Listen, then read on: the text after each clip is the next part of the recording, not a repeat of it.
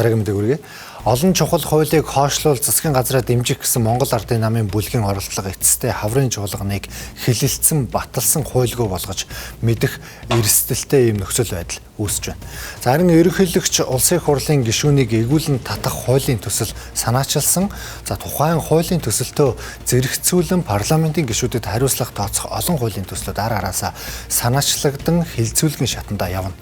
За улсын хурлаас байгуулсан ажлын хэсэг хуулийн төслүүдийг нэгтгэн хилцүүлэхээр төлөвлөсөн ч төрийн тэргүүн санаачилсан хуулиа дангаар нь хилцүүлэх хүсэлт өгчээ. Ерөнхийлөгчийн санаачилсан улсын хурлын гишүүнийг ёс зүйн асуудлаар эргүүлэн татах асуудал улсын хурлын тухай хуульд өөрчлөлт оруулж байж шийдэгнэ. Тэгвэл төрийн тэргүүний санаачилгын араас олон гишүүд улсын хурлын тухай хуульд өөрчлөлт оруулах хуулиуд санаачлаад байгаамаа. Тухайлбал улсын хурлын даргын дэргэдэх зөвлөлийн гишүүд буюу намын төлөөллөөс парламентын гишүүдэд хариуцлага тооцох ажлыг цалин хөлс авах санхүүжилттэй нь уйж өгөх зүйл зарт бүхий хууль санаачилсан бол Тэмүүжин нарын гишүүд улсын хурлын дарга нам бус байх болоод ерөнхийлөгч ерөнхий сайдын чуулганы танхимдаг суудлыг доош буулгах тухай хууль санаачлан өргөн барьсан. Мөн Наран туяа Наара гишүүний зүгээс гэмт хэрэгт холбогдсон шүүхээр тогтоогдсон гишүүдийг эргүүлэн татах хууль санаачилсан бол баасан жаргал гишүүн ашиг сонирхлын зөрчилттэй хуулиудаа гишүүд санал өгч баталдаггүй байх зохицуултыг санаачилжээ. Харин даваагийн цогтоотор гишүүд хилцүүлгийн үеэр 10 минут асуулт асууж 6 минут хариулдаг байх хууль санаачилсан байна. Инх төвшин гишүүний хувьд гишүүдийн хуулийн төслүүдэд өгч байгаа саналууд нийтэд нээлттэй мэдээлэгддэг байх хууль боловсруулсан байгаа юм. Хуулийн төслүүдийг нэгтгэх санаачилгыг парламентаас гарч байгаа ажлын хэсэг боловсруулсан боловч ерөнхийлөгч хуулиа тусад нь хилцүүлэхээ илэрхийлээд байна.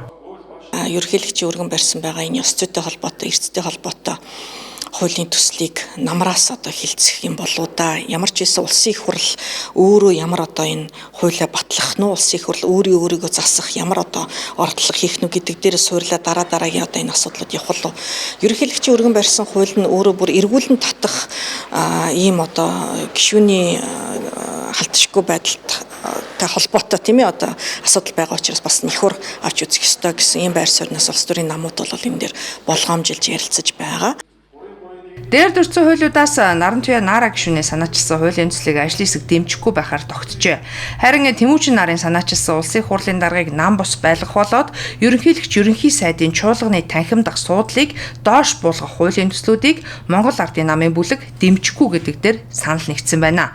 Харин ерөнхийлөгчийн санаачилсан улсын хурлын гишүүнийг эргүүлэн татах хуулийн төслийг тусад нь хилцэх санаачлагыг эрхөрөгч намын бүлэг болоод парламентаас байгуулагдсан ажлын хэсэг аль нь үгүйсгэж чадаагүй бололтой. Хуулийн адилхан нэртэй доторх агуулгууд нь харахад ерөнхий боловч үзэл баримтлал нь өөр болохоор тэр хуулиудыг бас хамаагүй нэгтгэх нь харин нөгөө хуулиудаа явуулдаг, унагадаг. Тэгээд манай их хурал дээр чинь хуулиуд орохоор ингээд өргөн барьсан хүн ч хүртэл танигдахгүй болтол нь өөрчилждөг ийм цаг үед хамгийн гол зүйл маань үзэл баримтлал байдаг. Хуулинд ямар нэг өөрчлөлт оруулах гэхээр үзэл баримтлалыг хараад энэ үзэл баримтлалыг таарахгүйгээд саналуудыг хязгаарлаж идэг ийм боломж байгаа. Нэгтгэгчээр энэ зүйл нь магадгүй алга болчих гээд байсан байж магадгүй.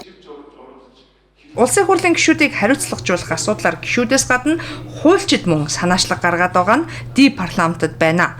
Хуульч Батуултын зүгээс улсын хурлын гишүүд зөрчил гаргавал зөрчлийн хуулиар хариуцлага тооцдог болгох тухай хуулийн төслийн санаачлага гаргасан ч парламентод дэмжигдээгүй гинэ. Улсын хурлын гишүүн зөрчил үйлдэл хуулийн хариуцлага хүлээхгүй гэсэн энэ зүйлээ ингийн хүчингү олголчвол нөгөө нийгмийн сошиалар танхаараад байгаа гишүүд гэр орондоо өрөөгтдөө бас янз бүрийн байдлаар хүч хэрхийлэл үйлдвэрлэдэг байгаа интернет чинь дарахын ард үлдэхгүйгээр иргэдийнхээ адил цагдаагийн байдлаар шалгуулад хариуцлага зөрчлийн хариуцлага хүлээгээд явчих юм боломжтой. Тэгэхээр энэ 41-7 гэдэг заалтыг бол улсын хурлын гишүүд бас өөрсдөө харах ёстой. Энэ заалтыг шийдчихвэл улсын хурлын гишүүний ёс зүйн нөгөөх нь улсын хурлын гишүүн биш нийгэмд харилцаанд иргэн гэдэг байдлаар оролцохдоо ямар алдаа гарав гэдэг байдлыг зааглаж ялгаж хариуцлага шийтгэлийн оногдуулах юм боломжтой болох юм аа. Парламентын гишүүдийг хариуцлагажуулах асуудал шат шатанд анхаарал татсан сэдэв болж олон субъект 10 орчим хуулийн төсөл санаачилсан одоогийн байдлаар аль нь парламентын шүүлтүүрээр яригдаагүй байна. Зөвхөн ерөнхийлөгчийн санаачилсан ёс зүйн асуудлаар гишүүдийг эргүүлэн татах хууль ганцаараа парламентын босгод авсан боловч хаврын чуулганаар хилцүүлэгдэхгүй хойшлох нь тодорхой боллоо. Төрийн тэргүүн парламент өөрсөддөө хариуцлагын зохицуултыг баталж чадна гэдэгт эргэлзэж ийм шийдвэр гаргасан уу? Эсвэл улс төрчийн хувийн тоглолт гаргаж байгаа юу гэдгийг таамаглах боломжгүй байна.